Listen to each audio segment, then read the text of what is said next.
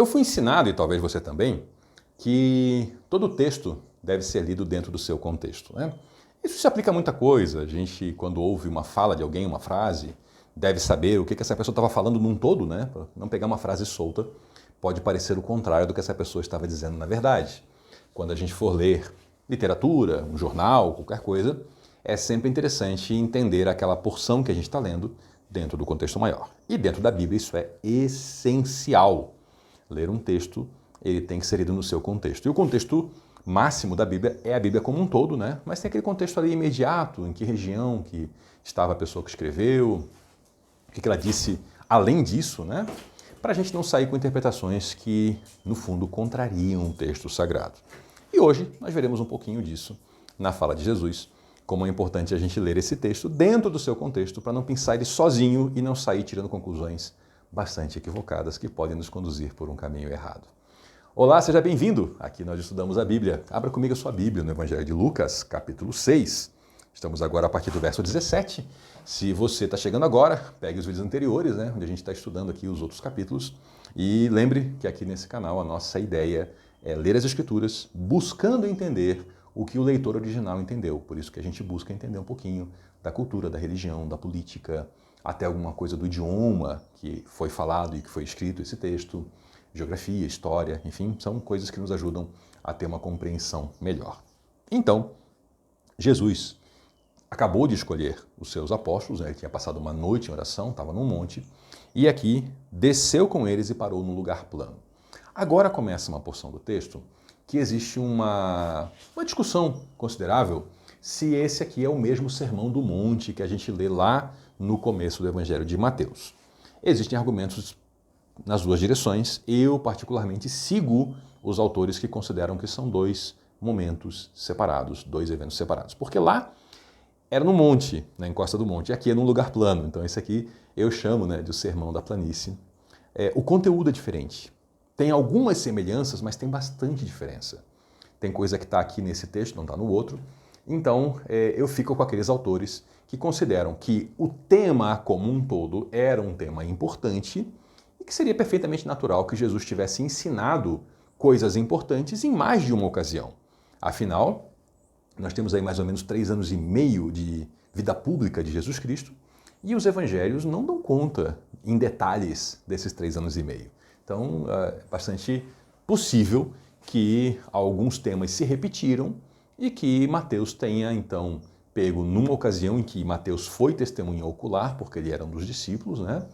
E tendo feito todo o relato daquele Sermão do Monte, e que Lucas tenha pego um relato de um outro momento, de um outro evento, onde houve, então, o sermão do lugar plano, que tem significativas diferenças. Mas vamos ver, então, o conteúdo dessa fala de Jesus. Jesus estava ali, e muitos dos seus discípulos, e também estava ali, e uma multidão enorme. E essa multidão era procedente de toda a Judéia. E aqui vamos para a geografia, então, né? O país de Israel, é o mesmo Israel que está hoje lá no Oriente Médio, tá? É um país estreito, um país longo que se estende de norte a sul. No norte tem a Galileia e no sul tem a Judéia. Então, estavam ali discípulos, mas também pessoas, uma imensa multidão que veio da onde? Da Judéia, gente que veio do sul, então. De Jerusalém, que era a capital da Judéia, capital de Israel, né? E por que não dizer capital do mundo. Do litoral de Tiro e de Sidom. Isso aqui eram países estrangeiros que ficavam ao norte de Israel. Ou seja, era gente que não era nem do povo de Israel, mas que veio para lá para acompanhar, para seguir Jesus. Vieram do litoral desses países mais ao norte. Vieram para ouvir Jesus e para ser curado de suas doenças, porque a fama de Jesus já estava muito grande, então as pessoas vinham. Os que eram perturbados por espíritos imundos ficaram curados. E todo mundo procurava tocar em Jesus, porque dele saía poder que curava a todos. Curiosamente, há pessoas, ainda hoje, que leem a Bíblia, que são pessoas de fé, não estou falando de pessoas que são ateus ou agnósticos, pessoas de vida religiosa, que acreditam que não existem espíritos imundos, que não existem demônios. E isso contraria diretamente o texto sagrado, contraria inclusive a prática de Jesus, contraria o que nós lemos da prática dos apóstolos, que falam abertamente sobre a existência de demônios, inclusive houveram interações de demônios com Jesus Cristo, com os apóstolos, que eles, aliás, mandavam sempre os demônios se calarem, né? Mas há pessoas ainda hoje, pessoas de vida de fé, que dizem, não, isso aqui é doença mental, é outra coisa, né? Mas aí é um problema, porque a pessoa ela quer escolher quais porções das escrituras que ela aceita como verdadeira ou não. E aí, então, no final, acaba valendo qualquer coisa, né? Porque se a pessoa começa a escolher, então ela também escolhe o que é pecado e o que não é, né? Ela diz, não, isso aqui é daquela cultura, isso aqui não é pecado, né? Isso aqui é daquela época, isso aqui é ultrapassado, é velharia. Não, isso aqui Jesus falou que precisa, mas não precisa. E aí a pessoa constrói um Deus à sua imagem e semelhança. Constrói um Deus que lhe agrada, que é o que o povo fazia no Antigo Testamento. Só que eles construíam de maneira literal. Eles faziam um bonequinho, né? Faziam um bezerro de ouro, faziam uma estátua, mas atribuíam àquela estátua características que eles gostavam, que é diferente de eu me colocar diante de Deus e entender que Ele é grande e eu sou pequeno, que Ele é maior e eu sou menor, e entender que Ele é uma pessoa que existe. Então não adianta eu querer inventar como Ele é e como Ele não é. Ele é o que Ele é e cabe a mim obedecê-lo, amá-lo, adorá-lo e inclusive entender as escrituras que dizem que haviam espíritos imundos como ainda existem. E então não tem como eu dizer que eles não existem. E então ele olhou para os discípulos e ele disse, e aqui começa então o famoso sermão, e eu vou lhe dar algumas coisas de contexto antes de entrar nesse texto. Veja só, Jesus estava lá, essa cena se dá na Galileia, né, norte do país. Ele estava no momento em que o governo romano estava oprimindo o povo de Israel, em que autoridades do povo de Israel se aliavam com o governo romano também para oprimir o povo de Israel, em que a imensa maioria das pessoas que estavam ali acompanhando Jesus eram pessoas que estavam sob opressão política, sob opressão econômica também, porque os impostos eram altíssimos, eram pessoas que estavam vivendo em pobreza, em situação de privação, e que estavam buscando o reino de Deus, que estavam buscando uma vida íntegra, só que elas não estavam conseguindo conectar certos fatos e certas premissas da vida de fé com a prática que eles estavam vivendo. Porque eles liam na história do povo de Israel que Deus abençoava o seu povo, que quando o seu povo se colocava em obediência a Deus, Deus o abençoava. Então eles liam, por exemplo, sobre Abraão, que era um homem próspero. Eles liam sobre um período em que houve falta de alimento e que um profeta, então, fez multiplicar-se o alimento. Eles liam sobre épocas de seca, em que as pessoas oravam e Deus mandava a chuva para, então, que eles pudessem ter plantio e colheita. Eles liam sobre libertação de povos estrangeiros opressores. Mas, naquele momento, não era o que eles viam. Eles estavam ali diante do Filho de Deus, ouvindo o Filho de Deus, conversando com ele, sendo abençoados, percebendo o reino de Deus entre eles, porque eles viam os doentes ficarem curados, eles viam os endemoniados ficarem libertos, eles estavam vendo isso. Mas, ao mesmo tempo, muitas daquelas pessoas passavam fome, passavam privação, choravam, viam injustiça. Era um conflito muito grande. E essas pessoas estavam realmente correndo o risco de ruir sob o peso da opressão, de não aguentar, de perder a sua estabilidade emocional, de talvez até perder a sua fé, por não conseguir conciliar essas duas realidades tão terríveis. E é nesse contexto que Jesus, então, fala o seu sermão, e a gente precisa entender ele nesse contexto para a gente não se perder e não trazer essas palavras para o nosso contexto sem fazer a devida leitura e aplicar de maneira errada e sair pecando por achar que pode tudo. Vamos lá então? Bem-aventurados. Jesus usou uma palavra em grego, em hebraico, que foi grafada em grego como Makarios. Essa palavra não tem uma tradução exata para o português. Bem-aventurados é o melhor que a gente consegue, mas é uma explicação, não é uma tradução simples, né? É alguém que realmente é feliz, é abençoado, é alguém que colhe frutos bons na sua vida, que tem bons resultados, mas sob ela não é só o resultado, são promessas, é toda uma condição favorável, muito ampla, concentrada na palavra Makarios, que a gente tem a tradução de bem-aventurados, de felizes, mas tenta entender que é um conceito bem amplo, tá? É uma coisa muito boa. Bem-aventurados vocês, os pobres, pois a vocês pertence o reino de Deus. E aqui, então, nesse contexto que ele dê, a gente vai entender que não é que a pobreza em si, ela é um traço de caráter maravilhoso e que ela garante o reino de Deus. Porque se fosse assim, então, a pessoa pobre, ela poderia ter uma vida desregrada, porque ela já é pobre, então dela é o reino de Deus. Ele está falando com aquelas pessoas ali, e depois com a igreja, com as pessoas que estão buscando o reino de Deus, mas nessa terra não estão vendo resultados materiais, estão na pobreza. Então o Senhor fala, vocês são bem-aventurados, porque o reino de Deus pertence a vocês. Vocês podem não ter o reino da terra, mas vocês têm o reino de Deus. É com esses que ele está falando, é sobre essa pobreza que ele fala. E não simplesmente pobreza como uma justificativa perante Deus. Ah, você é pobre, então por ser pobre você está salvo. Não. Você é alguém salvo e você é pobre, você é bem-aventurado, porque o reino de Deus lhe pertence. Está entendendo a diferença? Né, de a gente entender o contexto ou não? Senão seria um salvo-conduto para quem é pobre sair pecando e não precisar nem mesmo servir a Deus, porque já é pobre, afinal de contas, né? Mas vamos seguir. Bem-aventurados vocês que agora têm fome, porque serão satisfeitos.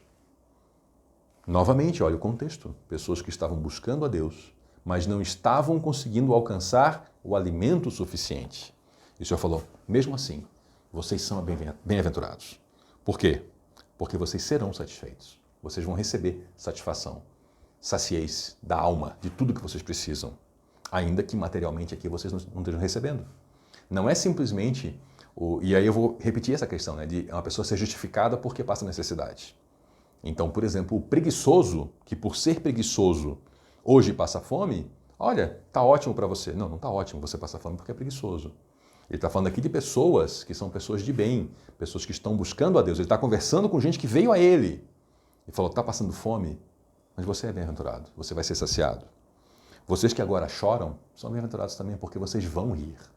Nós receberemos todos a consolação final no reino de Deus, quando nós estivermos ressurretos com Jesus Cristo. Então não é simplesmente uma pessoa que chora porque, por exemplo, ela praticou o mal e agora ela sofre as consequências do seu mal. E aí não é para essa pessoa que ele está falando para aquelas pessoas ali. E depois para o povo de Deus, que está buscando a Deus em meio ao sofrimento. E não simplesmente alguém que sofre porque praticou o mal. A Bíblia, inclusive, fala isso, né? Que quem sofre porque praticou o mal está recebendo aquilo que plantou, né? Bem-aventurados serão vocês quando odiarem vocês e expulsarem, insultarem e eliminarem o nome de vocês como sendo mal por causa do Filho do Homem. Vejam que tudo aqui é uma relação com o Filho do Homem, é uma relação com Jesus. Então ele falou, vocês que vão ser perseguidos, vocês que vão riscar o nome de vocês do mapa, que vão insultar vocês, vão odiar vocês, vão expulsar vocês, inclusive do meio da fé, por causa do nome do Filho do Homem, vocês são bem-aventurados. Fiquem felizes nesse dia, regozijem-se e saltem de alegria. Imagina você ser expulso da sua religião por seguir a Jesus. Isso aqui, muitos deles passaram, tá? Muitos deles foram expulsos do judaísmo e mais tarde, ao longo da história, muitos cristãos foram expulsos do cristianismo. Em momentos em que grupos cristãos se corrompiam na sua fé e pessoas tentavam continuar seguindo a Jesus, eles eram expulsos. O Senhor falou, nesse dia que vocês forem expulsos, que tentarem matar vocês, riscar o nome de vocês do mapa, se alegrem, pulem de alegria, porque a sua recompensa no céu é grande. Por quê? Porque os antepassados deles trataram assim os profetas. Todo mundo aqui considerava os profetas em alta conta. E o Senhor está falando, como é que os antepassados desses líderes trataram os profetas? Não foi assim? Então, quando eles tratarem vocês assim, se alegrem. É como se vocês estivessem sendo elevados a esse mesmo grupo dos profetas, dos perseguidos. E nós que hoje lemos, sabemos qual é a consideração que nós temos historicamente por essas pessoas que estavam aqui.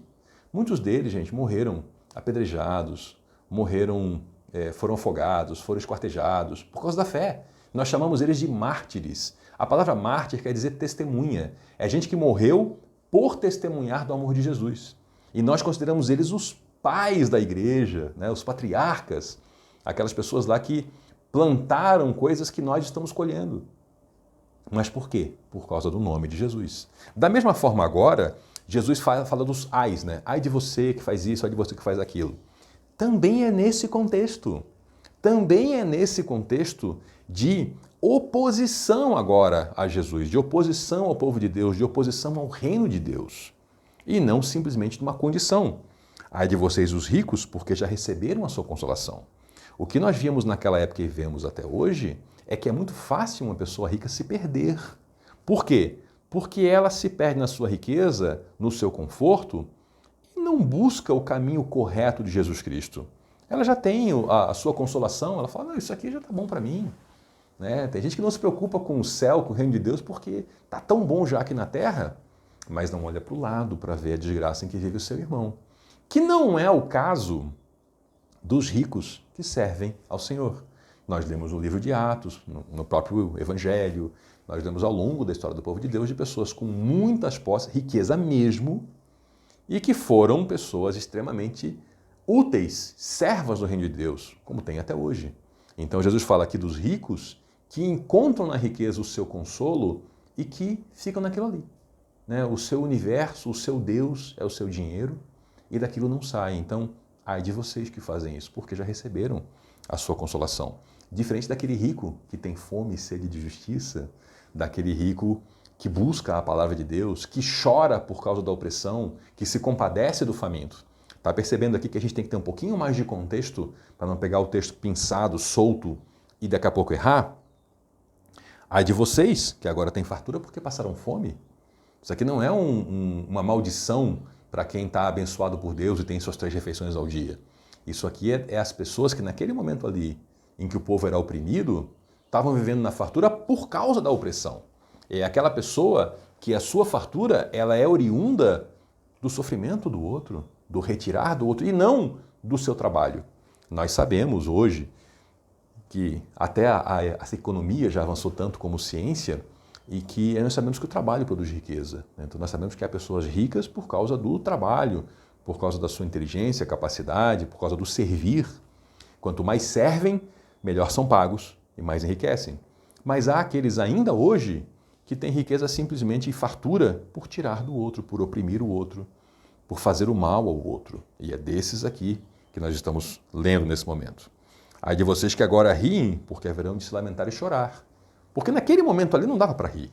Naquele momento de opressão, de pobreza, de tristeza, dentro do povo de Israel, quem é que estava rindo naquele momento? Quem é que estava dando risada naquela hora ali? Quem estava vivendo às custas de Roma. Quem estava vivendo às custas do poder, quem estava lá no templo, oprimindo o povo, roubando dos sacrifícios. Esses eram os que riam. Perceba que tem contexto sempre, senão a gente se perde e acha que a vida cristã tem que ser triste. Tem gente até hoje que acha que cristão tem que ter aquela cara feia, tem que viver com aquela cara de tristeza, né? Ó vida, ó azar, que mundo horrível. Não é isso que ele está falando. Ai de vocês que agora riem. Vamos procurar no texto sagrado, no contexto daquele momento, quem é que naquele momento, naquele agora, estava rindo? Quem estava vivendo às custas da opressão dos outros. Opressão política, religiosa, também a econômica. E o que o Senhor falou? Haverão de lamentar e chorar. E ai de vocês, quando todos falarem bem de vocês, pois assim os antepassados dele trataram os falsos profetas. Essa história aqui de todos falarem bem, ela é clássica, né? Porque como assim todo mundo fala bem? Todo mundo? Todo mundo está falando bem de alguém? A gente já sabe, tem algo errado com esse alguém. A pessoa que faz o caminho do bem, que ela trilha o caminho da correção, da justiça, ela não é bem falada por todos. O simples praticar o bem gera revolta em gente má. O simples viver corretamente no seu dia a dia, na sua conduta anterior, no seu coração, vai fazer com que alguém queira lhe jogar uma pedra. As pessoas más, elas se incomodam com a conduta dos justos. Então, se todo mundo estiver falando bem de você, cuidado. Você deve provavelmente estar no caminho do mal. Porque foi assim que trataram os falsos profetas. E quem eram os falsos profetas? Era o pessoal que no Antigo Testamento aparecia dizendo, Deus me mandou. E os recados deles eram mentiras. Eles reforçavam o pecado do povo. Eles reforçavam o pecado dos reis, dos líderes, dos chefes. Eles reforçavam a maldade. E eram falsos profetas. Então, cuidado. Não seja alguém de quem todo mundo fala bem. Imagine você, né, você ser aclamado por uma multidão e nessa multidão você tem todo tipo de criminoso. É o que ele está falando. Todo mundo. Se todo mundo fala bem de você, tem alguma coisa errada acontecendo. Cuidado, porque antigamente faziam assim com os falsos profetas. Não sejamos nós pessoas que seguem esse caminho e sejamos pessoas que procuram fazer o que nós fizemos agora. Ler o texto sagrado, interpretar corretamente, buscar o conhecimento, buscar o conteúdo para que a gente saiba viver a vida cristã corretamente. Muito obrigado por nos acompanhar até aqui. Volte na próxima, porque aqui nós estudamos a Bíblia. Até lá.